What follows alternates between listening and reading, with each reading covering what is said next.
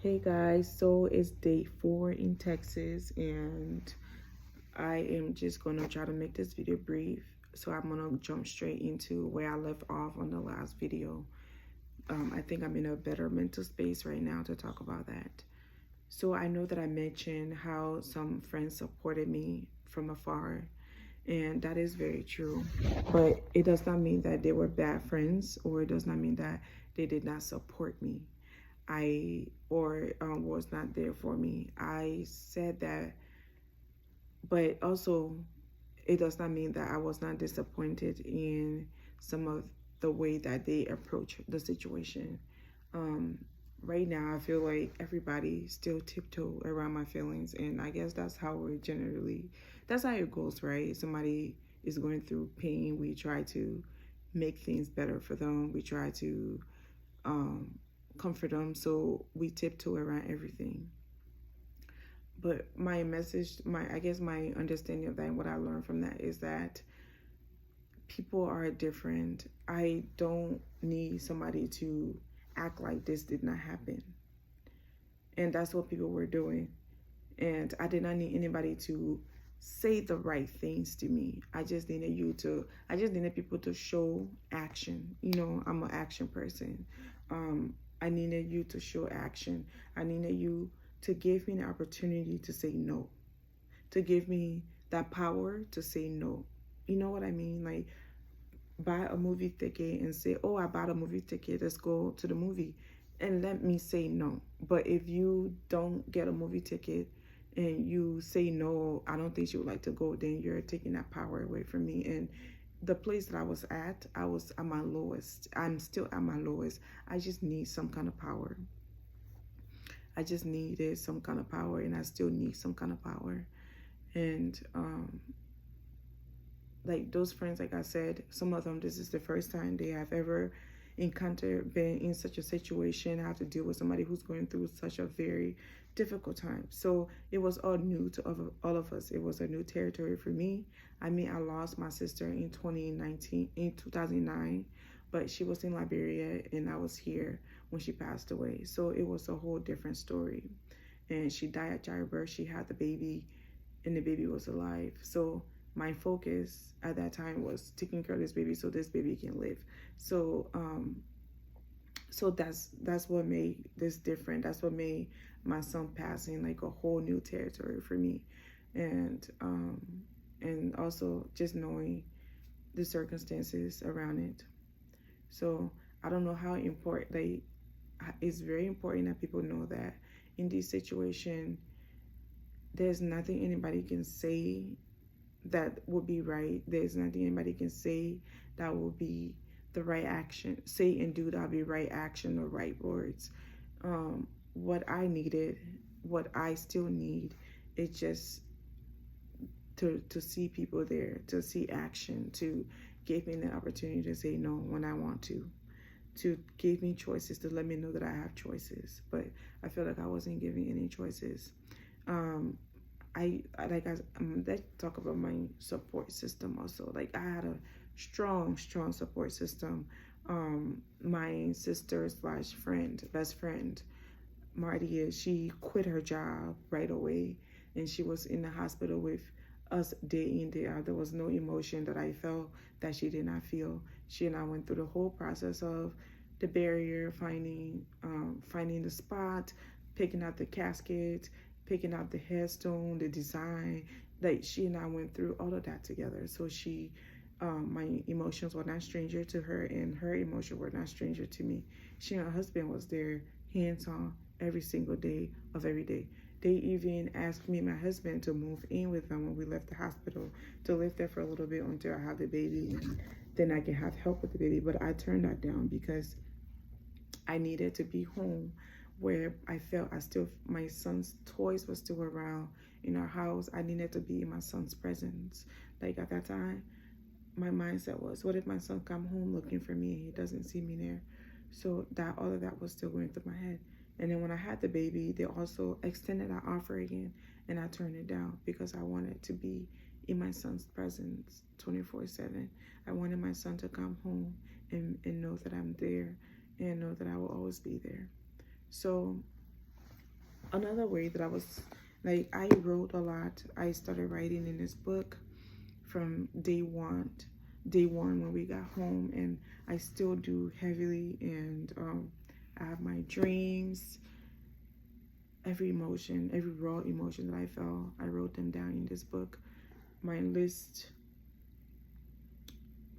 I'm not gonna go over the list, but yeah, I have everything in here.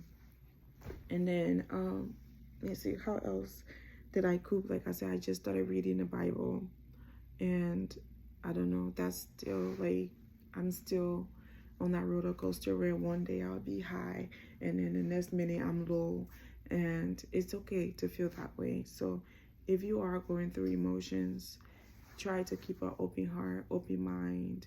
um don't get angry at people, and if you do, that's okay, but always go back and know and think about stuff when you can. One another thing that has not been helpful to me is people saying you're strong. I guess in some situation that's ideal. It works when people see your strength and they comment on it. But like, I feel like people were it, sometimes when people say it, I feel like they're downplaying my emotions. Like, I always tell somebody how I'm feeling, and their response would be, "You're strong. You will get through this." And then it makes you feel horrible when you don't feel strong inside, right? That you don't feel strong, and somebody's telling you that you're strong, and you're breaking down. So it's like you feel like, oh, I'm a failure because I'm supposed to be strong, and I'm not strong. And like I said, people don't say those things because they want to hurt you intentionally. They say those things as a word of encouragement, but it's just like it works differently for different people. For me, this worked for me most times, but sometimes it didn't work because I didn't feel strong, and I'm being told that I was strong. I was I was basically being told that I shouldn't cry. That's how I interpret it as, you're strong, don't cry. You're strong, this shouldn't hurt you as much. You're strong, move on. So that's how I saw it as, okay? And then another thing that I noticed people are doing, like my son, I have a lot of I know a lot of little kids. My son was used to play with a lot of little kids, and those kids just automatically, and not, a lot of them was there when this thing happened. Those kids just automatically stopped talking about my son. They stopped asking about him. And when I'm around those kids, I can tell how careful they are to say certain things, to not say certain things. And I understand where the parents' mind were at when they probably talk with the kids and say, when you're around Aberline, don't say this and don't say that. Yeah, so I understand that. But that also just goes in to show how people, so then it makes me feel, are people just doing things to make me, like one of my little cousin, she's my second cousin, but I call her my daughter, very very close with her, very very very very, I'm her mother.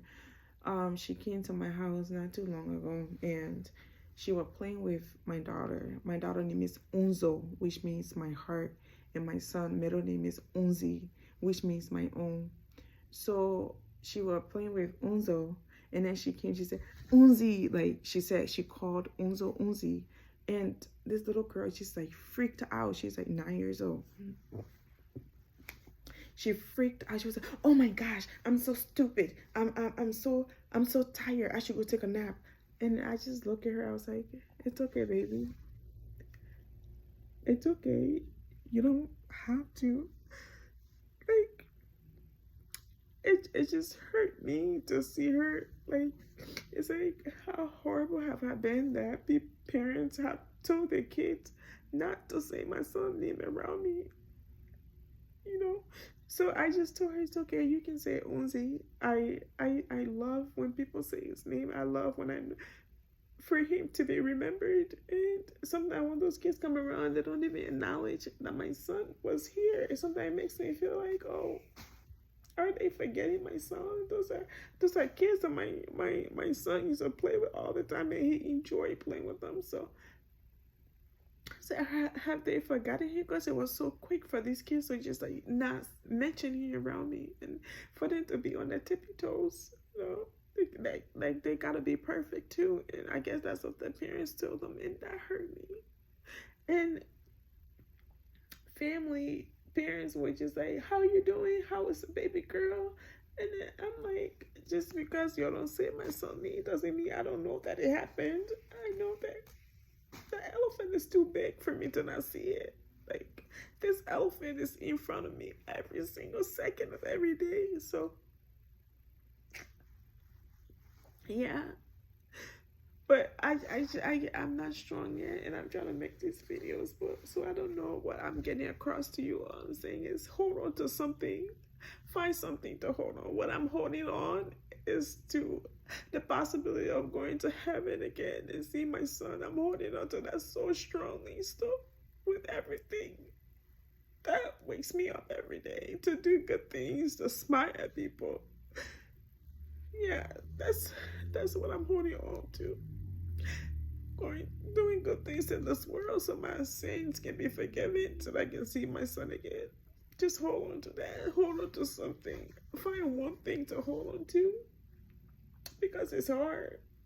It's hard. It's very, very hard. It's a pain that does not go away. It's been 7 months. It feels like every day I have a flashback of that day, and everything feels new.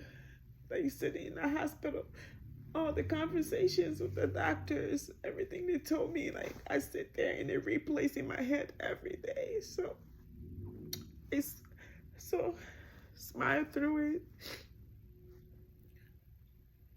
But just know that wherever you're doing, you don't gotta be strong all the time. You don't gotta be strong all the time. You gotta cry. You gotta cry. May God bless all of us, because I guess God loves us and He put us through things to test us. Like, He could have killed me instead. He could have crippled me, and He could have done something to test me, something else. But He took my innocent son. He gave him to me, and He took him away from me. So I guess I can't be mad, right? I can't be sad about it, because He gave him to me and He took him.